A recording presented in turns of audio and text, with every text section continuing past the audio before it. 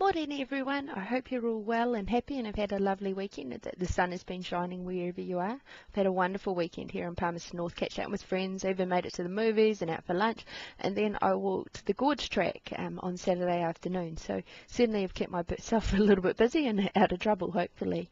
Anyway, I just wanted to touch base with you this week and to say hi and hopefully that you're doing really well in these papers.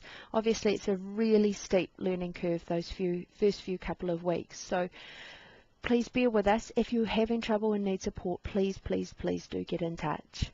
Now this week obviously you've got your assignment due to me for your other paper in 470, so hopefully you're working on that. And also, just because I know you're busy anyway, I have also put up the assignment tips and pointers for the first assignment for this paper for 471 Learning and Development. Please make sure you read these carefully, as they will help clarify any questions you might have about that assignment. And if you do have questions, the first thing you need to do is go in and look in the question and answer forum and see if someone else has already asked that question, and if they haven't, then post up a question, and I or your classmates, because feel free to answer each other's queries. It's a good way of creating a community of learners and a support network, but feel free to answer them, and I will keep a close eye on that and answer questions as needed and required as well. I would just like to remind you that your assignments, everybody needs to submit that online. So early next week, I will open up what's called an assignment Dropbox, which is where you submit your assignment through. So don't worry about looking for that this week. It's not there. I'll stick it up next week ready for you. And I will be marking your assignments electronically.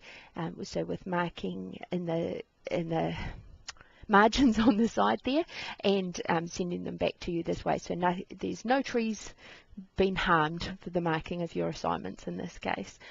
Also, I'd really encourage you to pay very close attention to the referencing requirements. These are laid out in the front of your study guide, but there's also services available online via Massey. So if you visit www.owll.massey.ac.nz, there's lots and lots of support in there for making sure that you get your referencing right. I do have to say referencing is something that I do pay a lot of attention to, and so it is important that you make sure you're getting this right.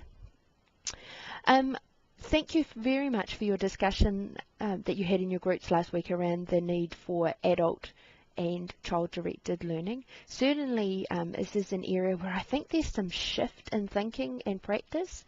5 or 10 years ago we talked very strongly about the need for child-initiated curriculum, and while that is incredibly important, and please don't think that I'm saying it isn't, there is also space, particularly within Te Whāriki and within a socio-cultural framework of learning, for ensuring that there is adult-initiated or teacher-initiated learning happening as well, and that it's okay for teachers to think, oh, I did this at the weekend and this might be something that children would be interested in, and to bring that along and share that as part of the curriculum as well. Of course, if children aren't interested, then you wouldn't continue with that activity or whatever it happened to be, but that actually, just like adults, children don't know what they don't know. So there is a very real space for us as teachers to be contributing to curriculum and ensuring that we're providing a range of experiences and activities for children to choose to be engaged in. There's been some talk around the term intentional teaching, particularly coming out of Australia in relation to their new-ish curriculum framework that they have there. And I think it's really important that when we see the term intentional teaching, that doesn't mean that we think, oh, today I'm going to teach Johnny how to count to 5. That's not quite what's meant by intentional.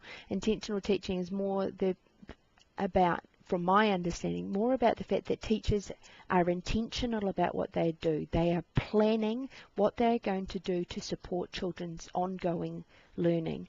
So just turning up and waiting to see what might happen on its own isn't enough. We need to be planning our environment, we need to be thinking about our responses, we need to be deepening our own learning and understanding so that we can share and contribute to that with children. It's about being intentional about what we do, and so the knowledge that you're developing through this course and your previous experiences will be helping you with that. Anyway, that's probably enough from me. I know you're all very, very busy at the moment, getting your heads around these first few assignments and things. But have a wonderful week, and remember, if you do have questions, check out the question and answer forums first, and then if your query isn't answered there, please do get in touch. Have a fabulous week, people. Oh, see you.